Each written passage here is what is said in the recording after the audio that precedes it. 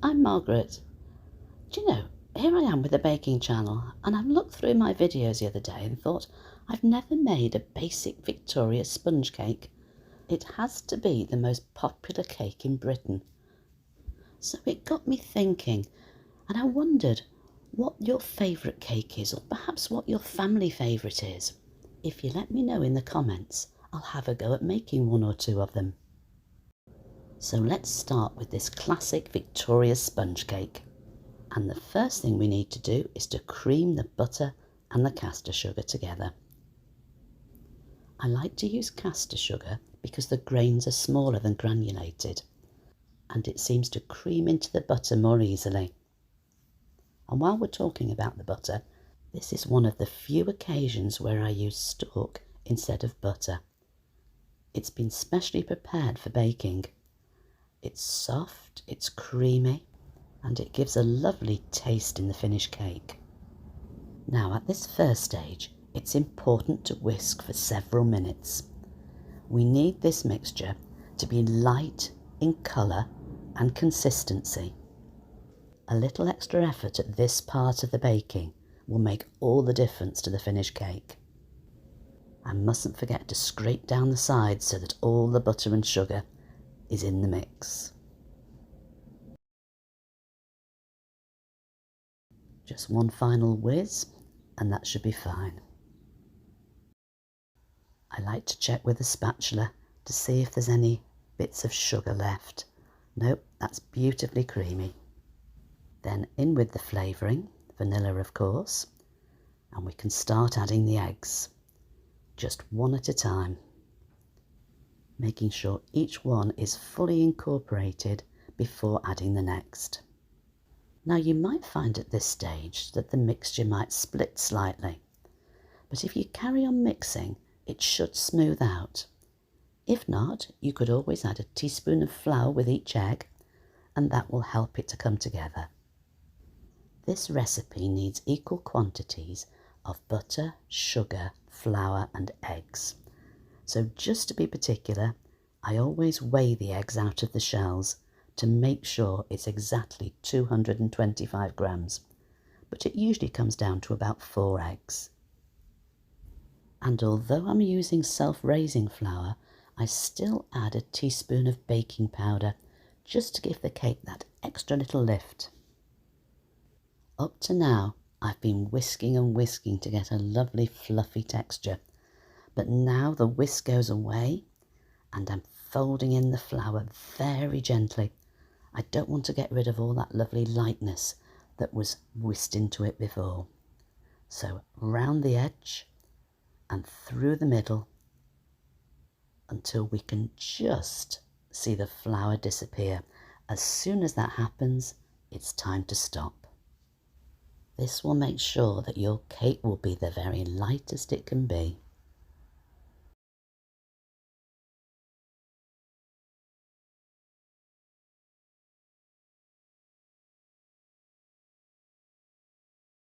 There, now it's ready for those prepared cake tins.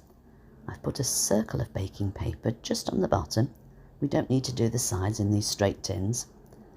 And I'm trying to get equal amounts of batter into each one. And even now, after baking this cake for I don't know how many times, I still like to get a weighing scales and make sure that the batter's even. We certainly don't want a wonky cake.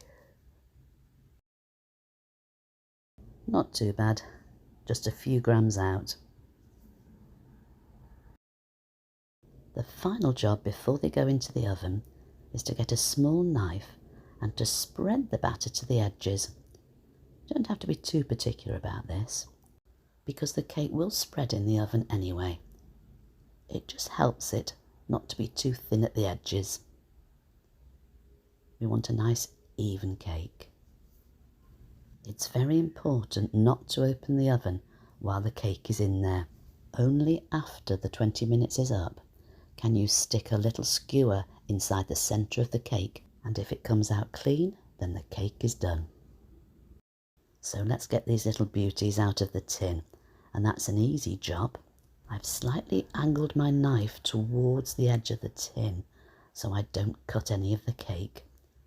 And once it's gone round, with that lovely baking paper in the bottom, it should be very easy to remove. Then just pull off the baking paper carefully and you've got a lovely flat base. Now this is going to be the top of the cake, so a little bit of icing sugar on top, just lightly sprinkled. It should look like a light sprinkling of snow and not a snowstorm. There, that should do. Now for the base. Same method, but this time we'll leave it upside down.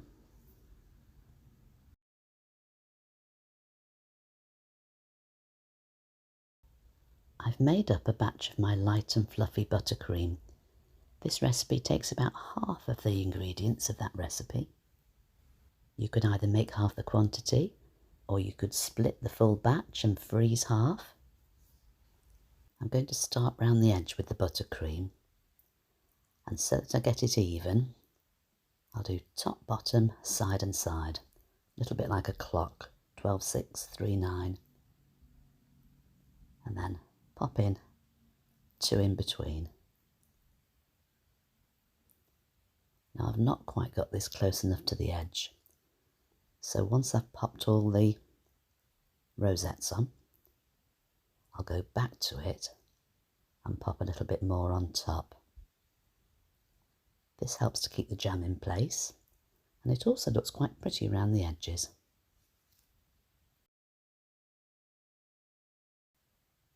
Last 2. There we go. Now just to bulk them out a little bit. It's good to have plenty of buttercream. As well as tasting good, it helps to keep the cake up and stops it squashing. So I'm going to put a few extra here as scaffolding. Then the jam doesn't get squashed out of the sides.